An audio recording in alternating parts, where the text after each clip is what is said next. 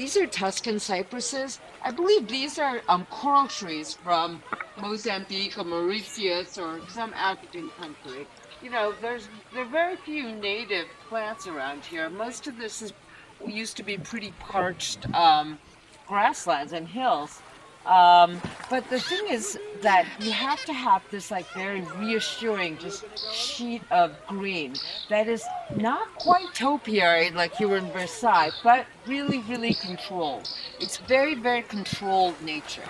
But I do not want to downplay like the amazing thing about having a swimming pool available to you in the summer. The question is where access, right? And we are all told like, oh, we're in DEI world in the UC, we want everyone to have access.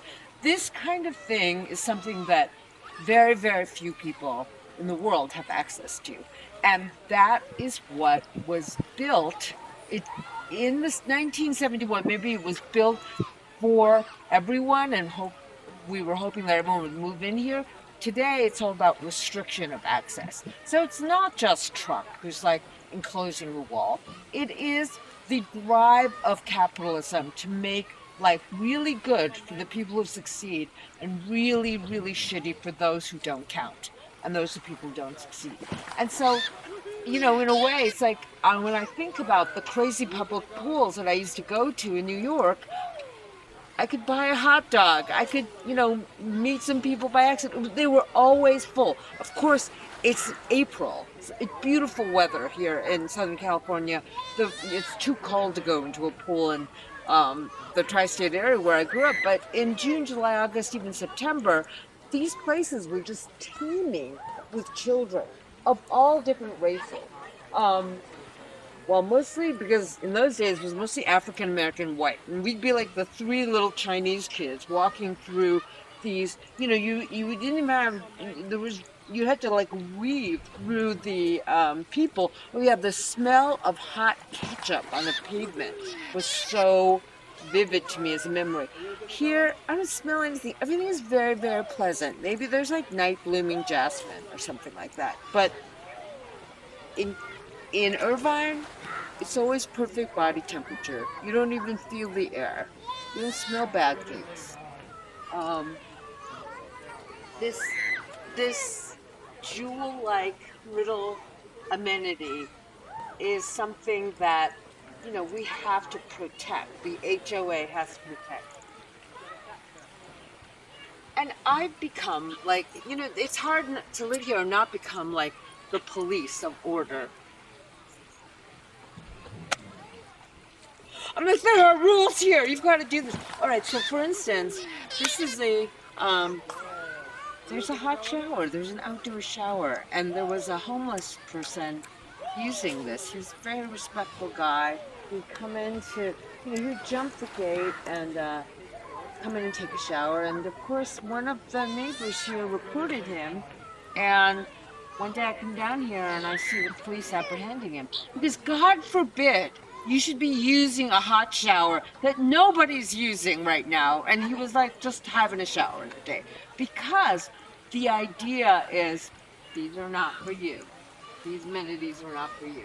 And and then I have these neighbors who are really into preserving green spaces for owls. So you can see owls here at night. It's really cool. But we want to have owls, not poor people, using the amenities of our neighborhood.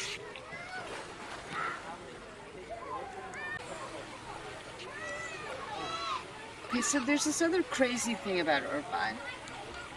It is one of the most racially integrated cities in America.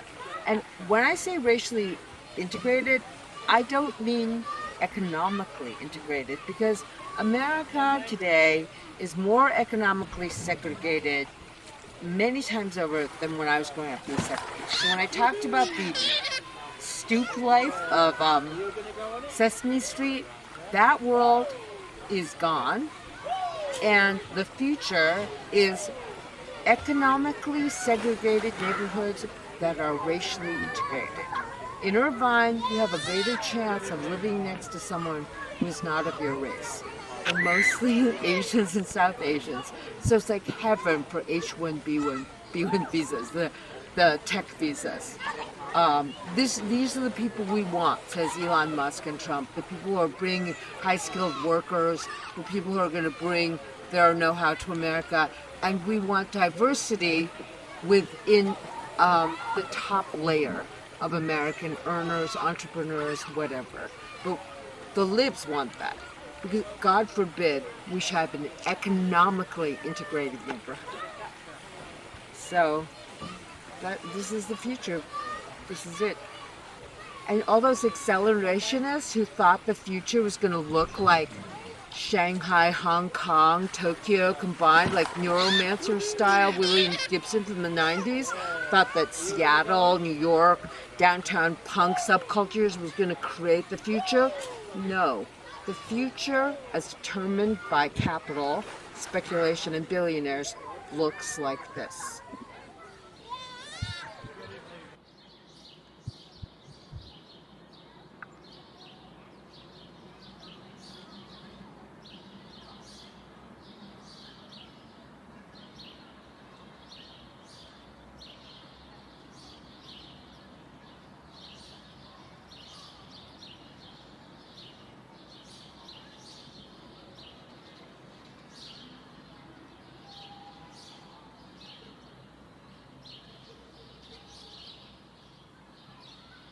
Okay, so much of life under capitalism is thinking if I could just cross this barrier, everything would be good. We're always looking from the outside in to like a higher salary, a better world.